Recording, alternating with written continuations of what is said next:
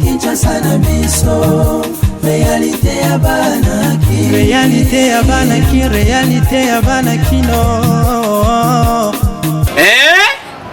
buyukite bukuyoka kaka Kinshasa na biso kin eleki partout KNB Kinshasa na biso kin eleki partout Kinshasa eleki partout mikolo neza bino pardon Jima sala yolo karatakate ya on a bien yo Jima mukende umela KNB kin eleki partout rien à dire toi na terre envié parce que kin eleki partout et losako liboso ambongo mosanto azate Céline Don Kardasha isongolo bisous bye bana kin ke bana jako zape so kuta nango KNB Telema qui chasse l'équipe partout Jimmy Mukendi umela KNB ko zape te so kuta nango check ovandi Mbote na balandi nyonso ya magazine Kinshasa na biso KNB oyo emesana toujours kolakisa bino ba réalité ya Kinshasa.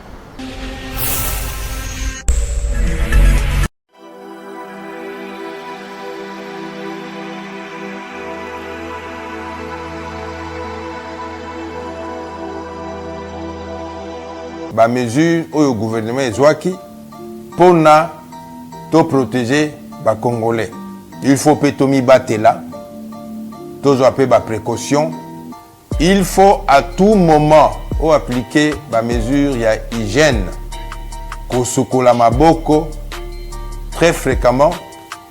Soki omoni motoazo kosola ou bien ako éternuer.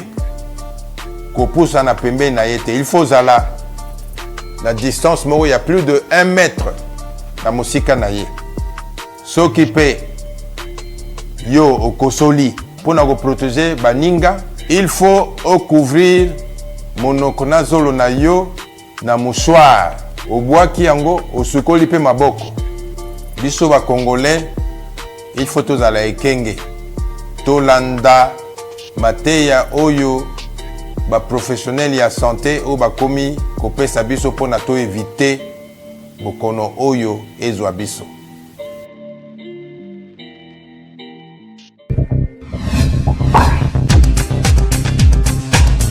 Mokolo ya lobi jeudi 19 mars 2020, Cardinal Fridolin Ambongo a lancé un message na ba chrétien catholique sur ba mesure oyo chef de l'État azwaki pour na lutter contre le coronavirus.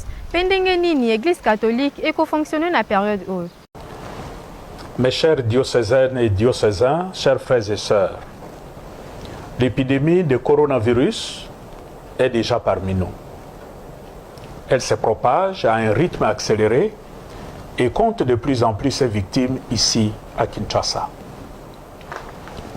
Ainsi, en application des mesures annoncées hier par le président de la République, dont je salue l'initiative, et dans le souci de conjuguer nos efforts pour barrer la route à cet ennemi redoutable, j'arrête les dispositions suivantes pour l'archidiocèse de Kinshasa jusqu'à nouvel ordre. Des célébrations publiques.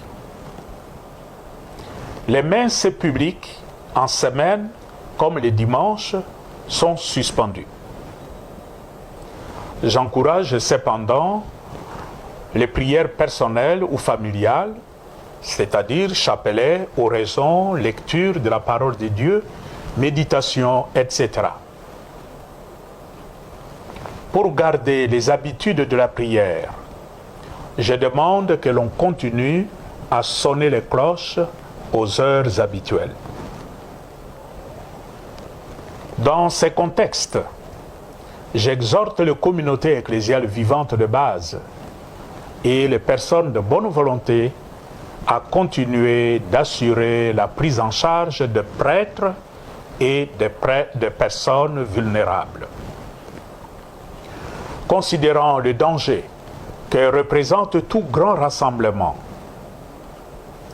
la célébration publique du dimanche de Rameau est annulée. Cependant, les prêtres veilleront à en organiser une célébration privée.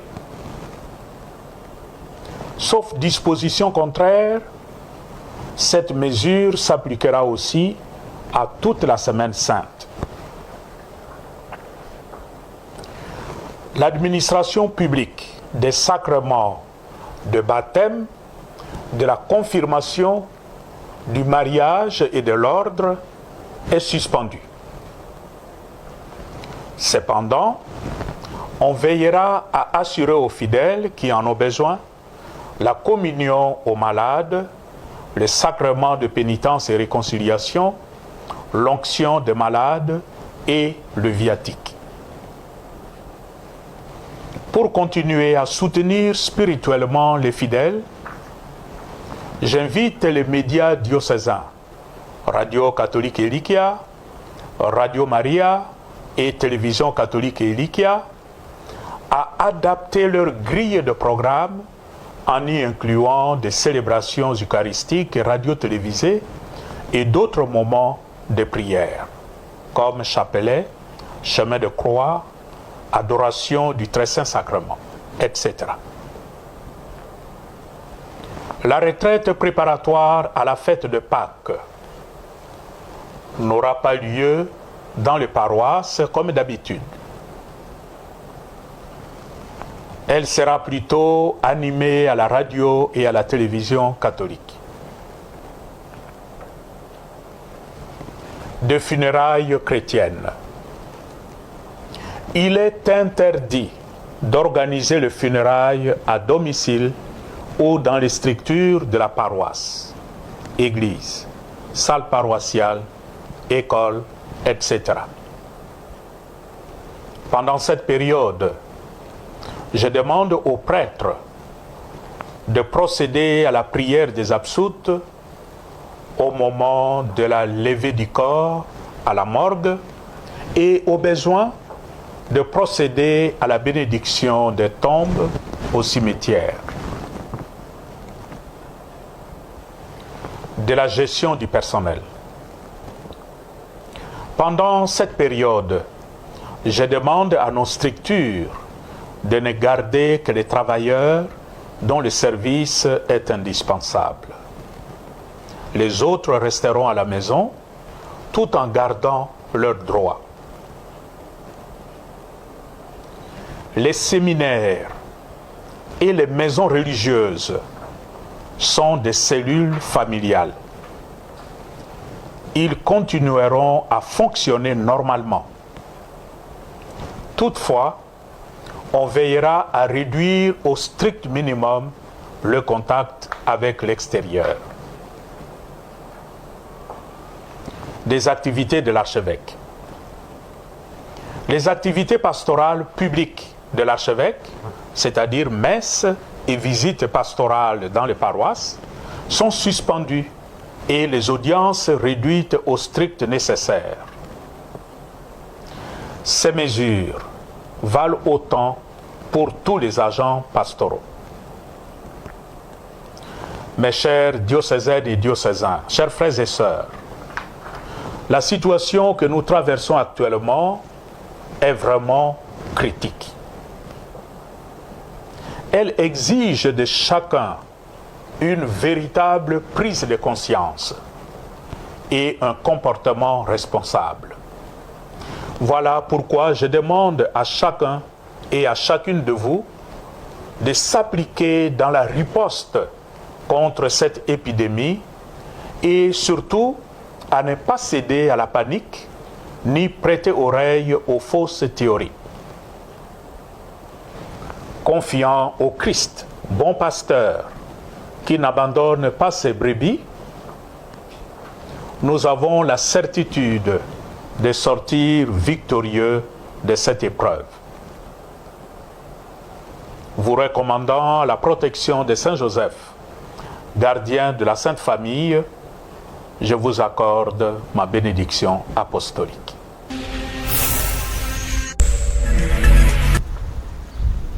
RDC a bakisi lisusu 4 nouveaux cas de coronavirus.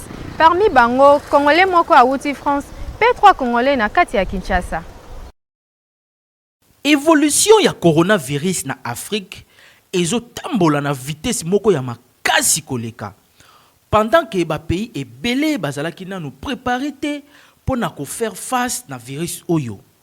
Ndeti biso awa na RDC, ministre ya santé Eteni Longondo a annoncé 4 nouveaux cas vendredi oyo 20 mars 2020. Ezali ndeko moko oyo autaki na mboka ya France mikoleleki, mais 3 kande bazalaki contaminé awa na Kinshasa. Donc actuellement toza na 18 cas déjà. Président de la République Félix Tshisekedi Tshilombo azwaki déjà ba mesure pour na ko protéger population na ye ndeti suspension ya ba cours na ba école, ba université, fermeture ya ba bar, ba église, ba restaurant, interdiction ya ba compétition sportive nyonso na étendue ya République, pe ba entroupement ya plus de 20 personnes. Kasi esengeli koyeba ke na bamboka mususu ndeti na Sénégal bazalaki na 41 cas, kasi lobby ministère ya santé na bango bautaki ko annoncer que 5 cas baza déjà guéri na coronavirus oyo. Pe bazo bima déjà na hôpital Kalaté. Donc batikali kaka na 36 cas oyo bazo ko landela pe baza kaka sous traitement. Kasi na Côte d'Ivoire mutu moko déjà abiki sur 9 cas oyo bazalaki na yango. Na Cameroun nde liste ezokoma kaka mulai po lobby bautaki ko bakisa 7 nouveaux cas confirmés déjà na ministère ya santé na bango. Donc sikoyo bakomi na 24 cas. Kuna pe ba mesure ezwamaki nango notamment fermeture ya ba frontière na bango, pe mise en quarantaine ya batu nyonso oyo bazo uta na ba pays à haut risque. Mais population na bango bazali contenté na ba mesure wana pe bazali ko juger yango insuffisante. Ndenge tozolo baboye lelo na mokili mobimba depuis lobby le 19 mars 2020, 177 pays na planète mobimba bazali affecté na virus oyo pour na 245 592 cas oyo eza confirmé. Pe 10 048 batu déjà bakufi na virus oyo. 80 437 nde babiki. 147 047 patients baza nanu na ba soin pe 7378 baza na état moko très critique. Donc journée ya lobby kaka OMS a enregistré qui 1907 décès, c'est-à-dire bibembe oyo ekufi na planète mobimba. Wana ezali statistique topé rapport ya lobby vendredi 19 mars 2020. Magazine KNB toko continuer kolande la situation oyo pe ko informer bino étape par étape. Mais dans l'entretemps, toto sami beko bakondi ya santé ba pesi biso pour na ko limiter propagation ya virus oyo na mboka na biso. Kinshasa, elle est partout.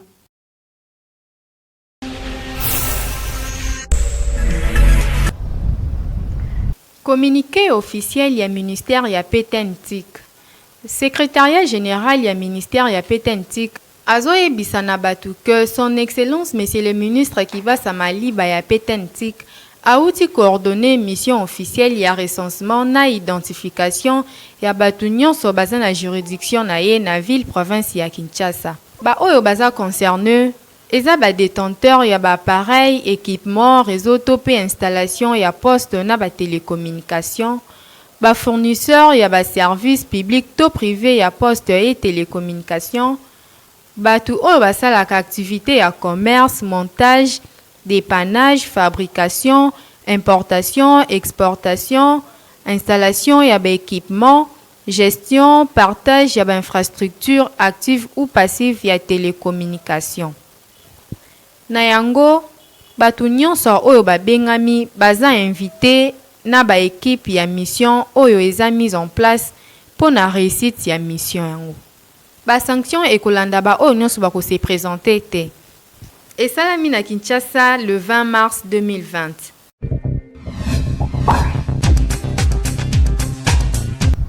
Beltexco azo continuer toujours ko sepelisa bana mboka. Beltexco toujours proche ya peuple congolais a outi ko tia na marché gamme ya sika super glue simba kol oyo ezali transparente ezali ko coller na quelques secondes ya pamba ba pneu ba sac ba tasse atape ba jouer ya bana na biso. Super glue Simba et résistaka na ba température extrême okoki pe ko utiliser yango pona ko bamba ba sapato.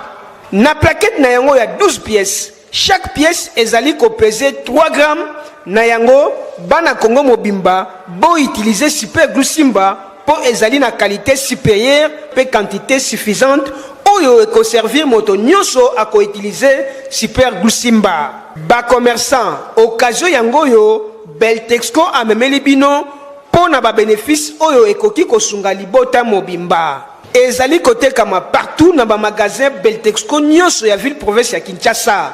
Somba plaquette verticale pe plaquette horizontale ya col Super glue Simba okozala desi ata soki mokete. Beltexco na peuple congolais moto akokabola bango a elite. Kinshasa et l'équipe partout.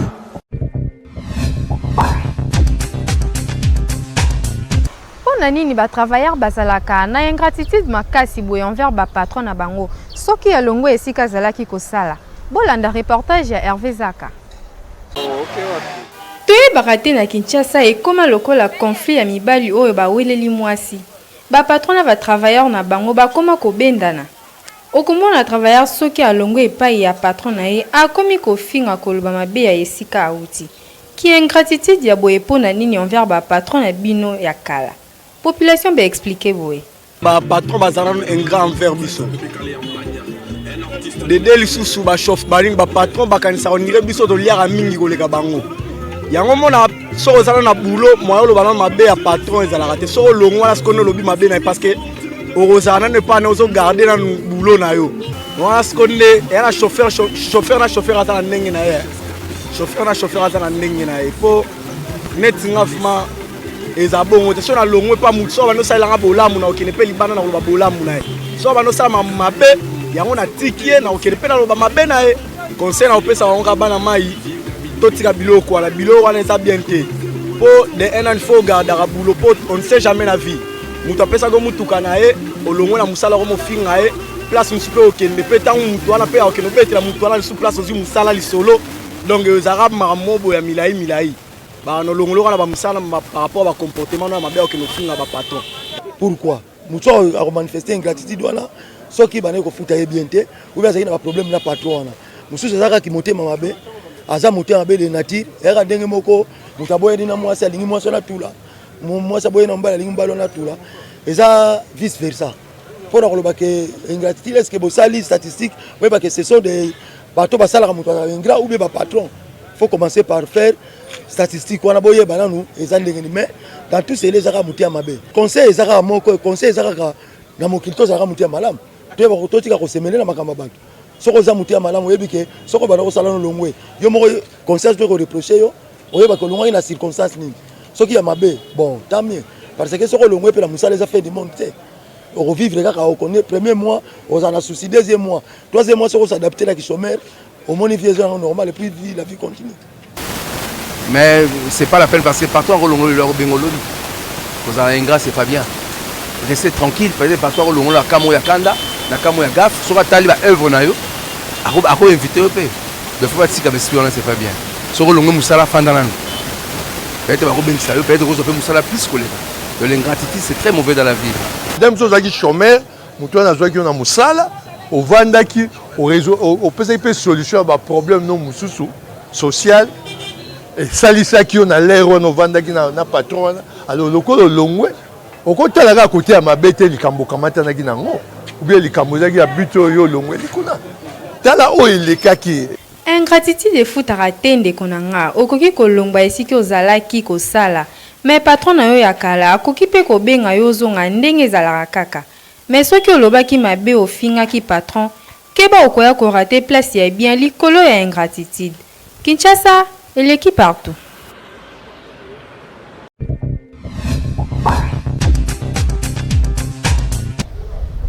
Kolinga moi c'est to mobile na Facebook, eza mabe to malamu. Population bayanoli na micro ya Hervé Zaka.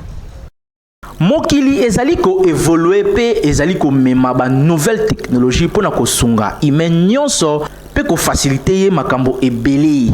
Internet et ya ko faciliter batu accès rapide na ba information sans se déplacer. Pour rien que na smartphone na yo to ordinateur okoki kozwa information ya 4 coins ya monde na seconde. Côté mususu pe eye na ba réalité mususu oyo eza ko mema ba problème ebele na kati ya société oyo il faut to pesa ba solution surtout likambo ya bolingo.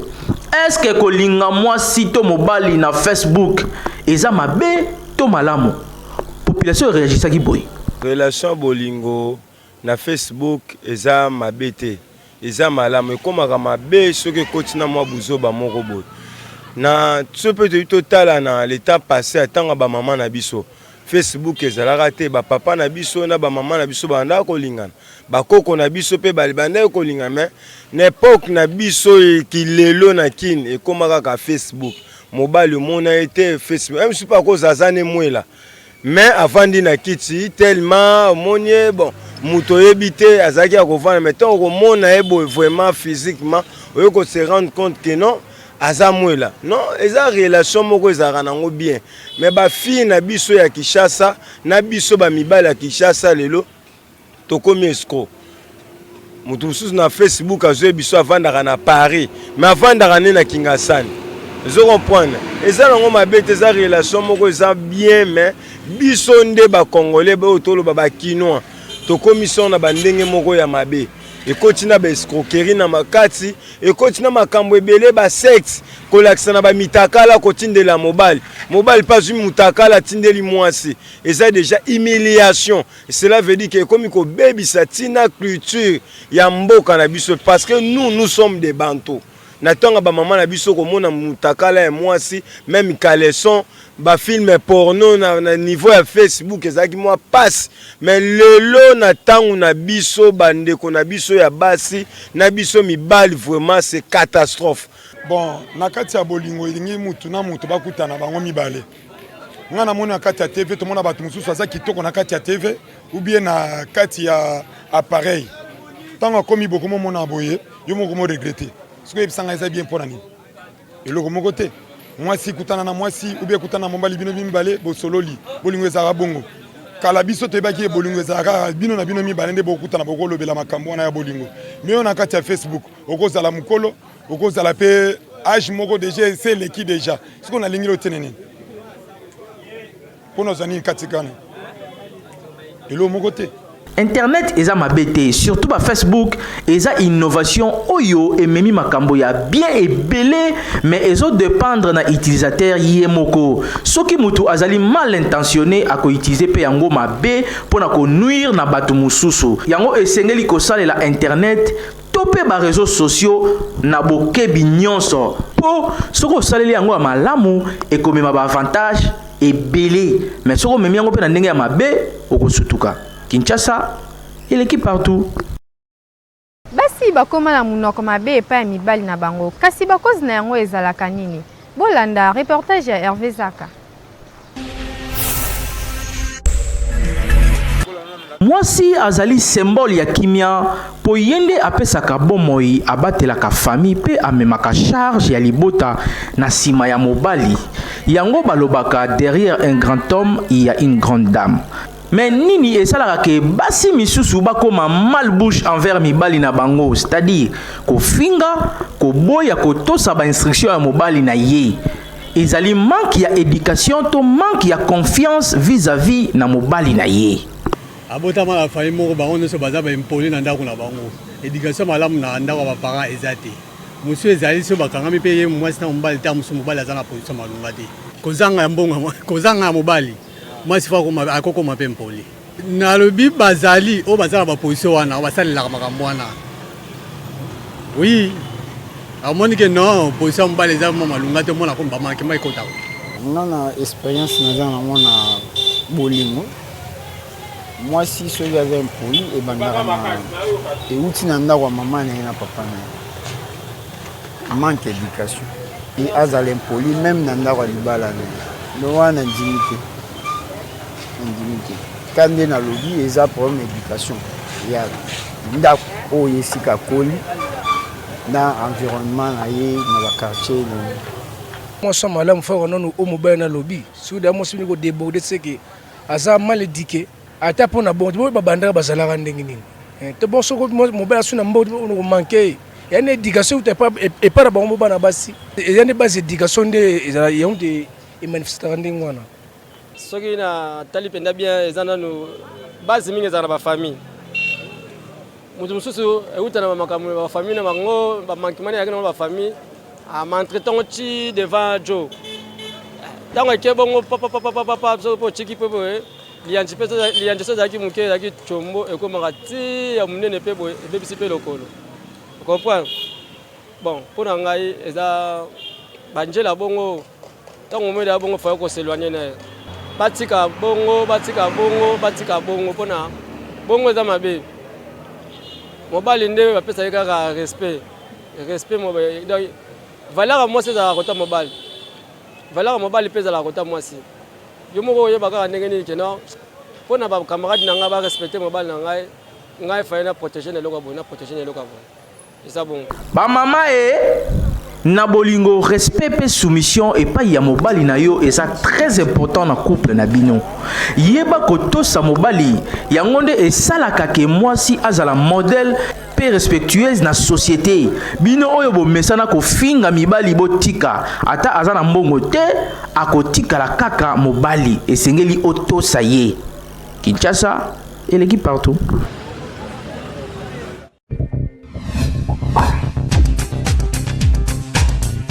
Kofi Olomide na Fally Ipupa bango pe ba sensibiliser population pour na lutter toujours contre le coronavirus. Je viens vous demander qu'ensemble nous adoptions de nouveaux comportements. Je vous demande de diminuer vos sorties, les contacts avec les autres, de rester à la maison avec les enfants, de nous familiariser davantage avec les nôtres. Mama bana mona yo, bana tongo tibutu, du 1er au 30. Bana na yo selisa bango ba devoir, o aider bango. Bo solola. Bokanga ba fenêtre, bokanga bandako, bo éviter ba paya, mote na maboko te, ba bisou te, ba accolade te. Soki to sali bo ete coronavirus akosilisa biso nyonso to na Congo.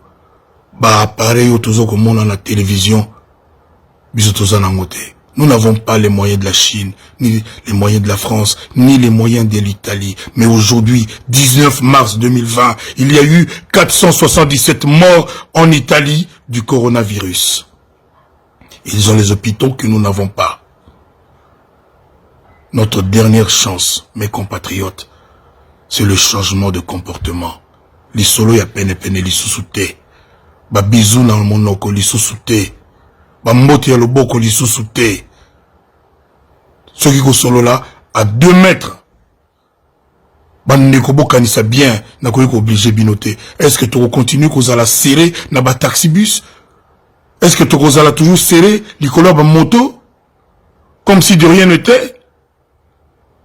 Tu la toujours sans ba masque biso na Congo? Nous aimons tous notre pays. Face à ce virus, face à ce coronavirus, face à ce coronavirus, devenons tous des combattants. Menons-lui la vie dure, tant que faire se peut. Je remercie les autorités de notre pays et à sa tête notre président pour les décisions sages qu'il a prises. Mais moi, je vous pose ces questions pertinentes de notre vie quotidienne. Totika ba mbote ya loboko, totika ba accolade, les soloka à moins de 2 mètres. Celui to saliboete, coronavirus a kolonga biso. Nana yebi nenge kosuka. C'est mon cœur qui vous a parlé. C'est mon cœur d'amour, mon cœur de Congolais qui vous a parlé. Que Dieu protège les Congolais.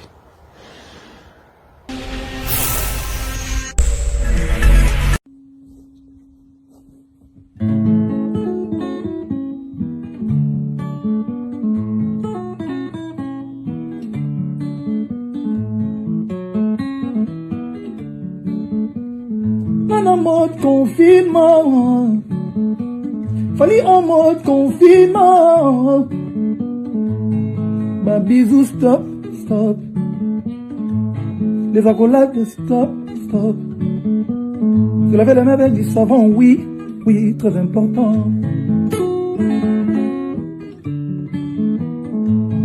Confinement, oui, oui, oui, oui. Rester à la maison, oui, oui, oui, oui.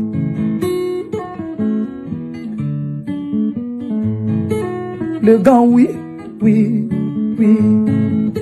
Le masque, oui, oui. Orlis Mabele, artiste munene à Congo-Brazzaville, a outi kotika biso suite ya maladie à coronavirus. Bolanda message à Claudicia.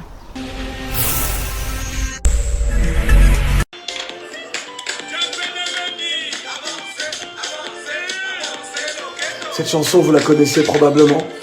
C'est l'un des grands succès d'un artiste immense qui vient de nous quitter, emporté par le coronavirus.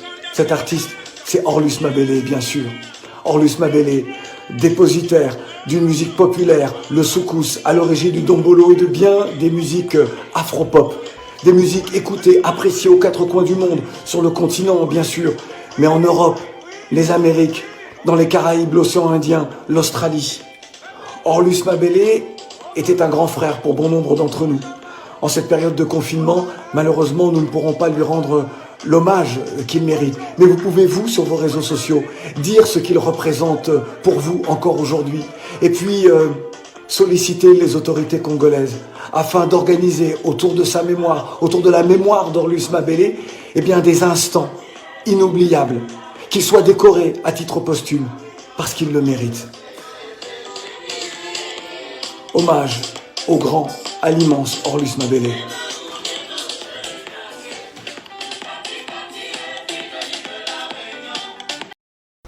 Tokomi na suka ya édition ya mokolo ya lelo soki bosepelaki na yango topesa merci na Hervé Zaka azaki sima ya caméra pe na Tonsiata na réalisation pe bobosana te s'abonner massivement na chaîne YouTube Kinshasa na biso. Kinshasa yo eleki partout.